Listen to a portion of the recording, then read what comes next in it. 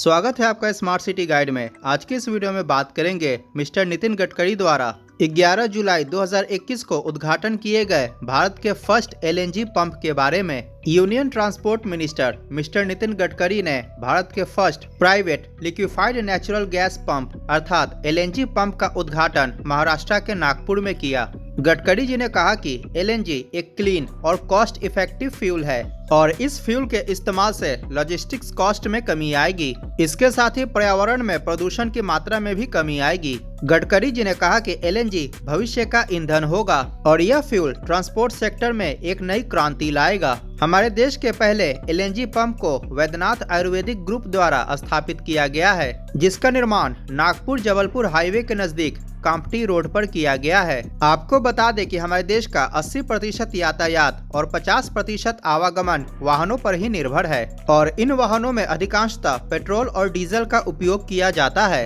हमारे देश में डीजल का उपयोग पेट्रोल की तुलना में लगभग 7 गुना अधिक किया जाता है और परिवहन के लिए उपयोग होने वाले कमर्शियल और पर्सनल व्हीकल्स के कारण खासकर शहरों में वायु प्रदूषण जैसी समस्या उत्पन्न हो रही है। अतः पेट्रोल एवं डीजल की निर्भरता को कम करने के लिए और वायु प्रदूषण जैसी समस्या से छुटकारा पाने के लिए केंद्रीय मंत्री श्री नितिन गडकरी जी ने वर्ष 2019 में डीजल मुक्त विदर्भ का नारा दिया। आपको बता दें कि पेट्रोकेमिकल्स और कच्चे तेल के आयात पर लगने वाले लगभग 40,000 करोड़ रुपए शुल्क को बचाने के लिए भारत सरकार ने इसके वैकल्पिक ईंधन जैसे कि ethanol, electric, CNG, LNG, hydrogen, biofuel इत्यादि विकल्प को प्रमोट करना शुरू किया। इनके उपयोग से न केवल पर्यावरण में वायु प्रदूषण की मात्रा में कमी आएगी, बल्कि ये सभी फ्यूल डीजल और पेट्रोल की तुलना में कॉस्ट इफेक्टिव भी हैं। अतः जैसे जैसे इन फ्यूल्स का प्रचलन बढ़ेगा, वैसे वैसे लॉजिस्टिक्स के कॉस्ट में भी कमी आएगी। नितिन गडकरी जी ने कहा कि हमारे देश में शुगर और राइस का उत्पादन सरप्लस होता है,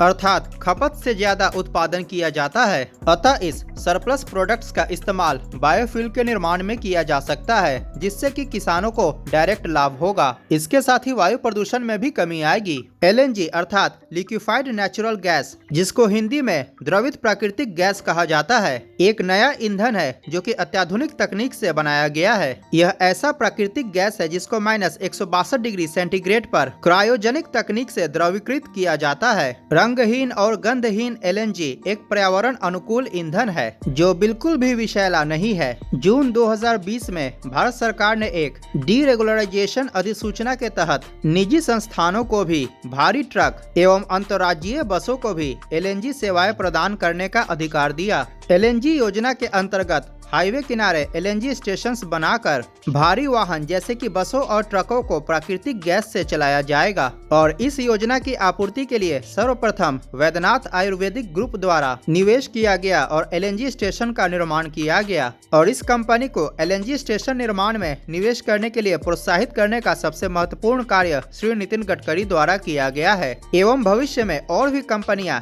एलएनजी स्टेशन निर्माण में निवेश करेगी। नागपुर में बने इस एलएनजी पंप ने हमारे देश की पेट्रोल और डीजल पर निर्भरता कम करने की ठोस नींव रखी है। एलएनजी ईंधन ज्यादा ठंडी होती है, इसीलिए यह लंबे समय तक चलने वाले वाहनों के लिए काफी बेहतर मानी जाती है। यह डीजल से 30 से 40% सस्ता होता है और एक बार टैंक भरवाने के बाद ट्रक या भारी वाहन 600 से 700 किलोमीटर आसानी से सफर कर सकते हैं। आपको बता दें कि हमारे देश में ट्रकों की संख्या लगभग 1 करोड़ के आसपास है और अगर इन ट्रकों का 10 से 15% भी एलएनजी ईंधन से चलने लगा तो आर्थिक बचत के साथ साथ पर्यावरण में वायु प्रदूषण की मात्रा में भी भारी कमी आएगी। पेट्रोल और डीजल की तुलना में एलएनजी ईंधन कार्बन डाइऑक्साइड, नाइट्रोजन ऑक्साइड और जैविक गैसें कम उत्सर्जित करती है। नागपुर में बने इस एलएनजी पंप की क्षमता 23 टन है।